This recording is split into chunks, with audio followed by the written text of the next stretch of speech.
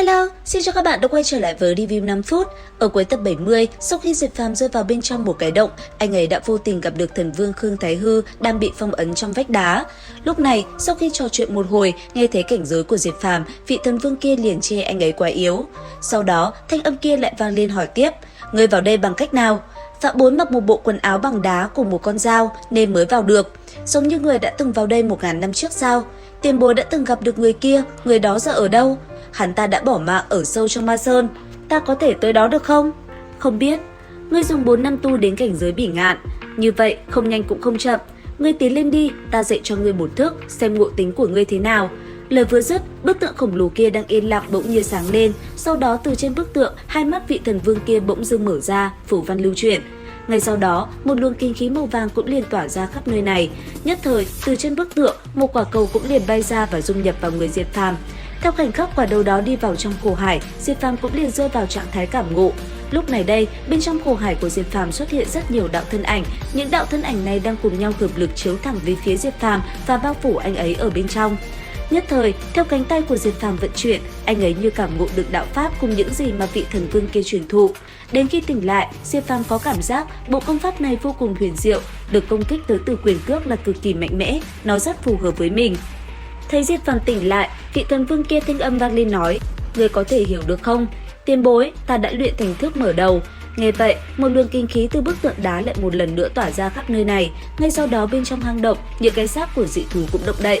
Chứng kiến cảnh tượng này, Diệp Phàm giật mình, còn đám xác thú kia chỉ trong tích tắc, nó đã liền lao về phía anh ấy mà công kích. Lúc này, đối diện với hàng ngàn con dị thú đang lao tới, Diệp Phàm rất nhanh đã bay lên, sau đó tung quyền về phía bọn chúng.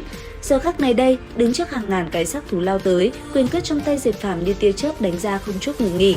Sau một hồi, Diệp Phàm bất chợt thi triển công pháp do vị thần vương kia dạy cho, nhất thời thân thể anh ấy như hóa thành một tia chớp, rồi liền lao về phía đám xác khô kia mà đánh.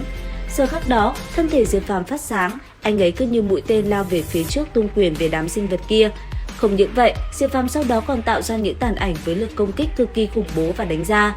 Lúc này đây, bóng ảnh tung bay ngập trời, quyền cước của Diệp Phàm công kích vô cùng dữ dội, phá tan từng con dị thú. Cứ như thế, chỉ trong thời gian ngắn ngủi, Diệp Phàm đã dùng công pháp mà vị thần vương kia chỉ dạy và phá tan đi toàn bộ xác thú.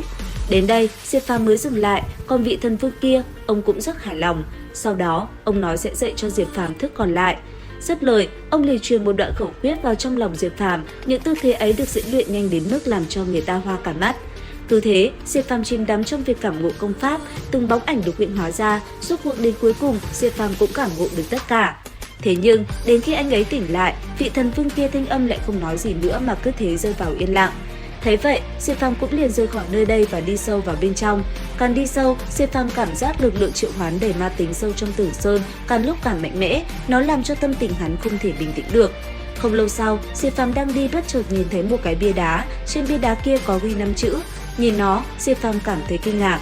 Thế nhưng để ý kỹ mới thấy, nơi đây không chỉ có một mà còn có rất nhiều bia đá, những tấm bia này tỏa ra khí tức vô cùng quỷ dị. Mặc dù vậy, Diệp Phàm vẫn không sợ hãi mà cứ thế tiến sâu vào bên trong, đến khi anh ấy đi vào một cái động phủ, trước mắt Diệp Phàm liền hiện ra những tấm bia mộ xếp chồng chất, thậm chí nơi đây còn có thân ảnh của một người phụ nữ được phong ấn bên trong vách đá nữa. Tới đây, Diệp Phàm giật mình thầm nghĩ, đây chẳng lẽ lại là Giao Trì thánh nữ? Tuy nhiên, đang trong lúc Diệp Phàm suy nghĩ thì la bàn trên tay anh ấy phát sáng. Quay đầu lại, Diệp Phàm thấy bộ hài cốt kia cũng phát sáng theo nó.